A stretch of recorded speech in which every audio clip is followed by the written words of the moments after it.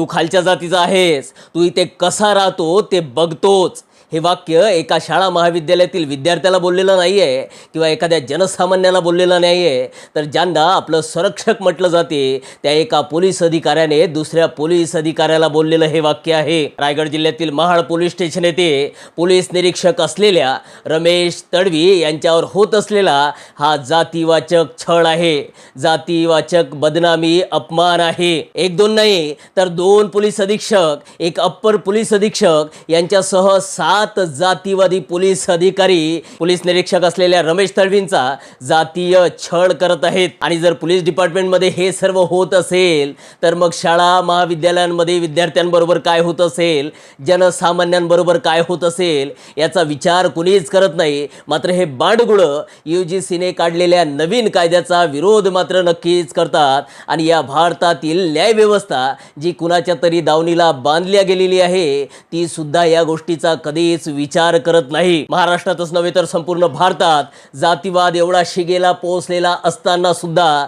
जर भारताचं सर्वोच्च न्यायालय UGCने आणलेला कायदा रद्द करतो, त्याला स्थगिती देतो, तर याचे दोनच अर्थ असू शकतात. एक तर येथील न्यायव्यवस्था सुद्धा स्वतः जातीवादी आहे, अन्यथा त्यांना या भारतात चालू असलेल्या जातीवादाची माहितीच नाही.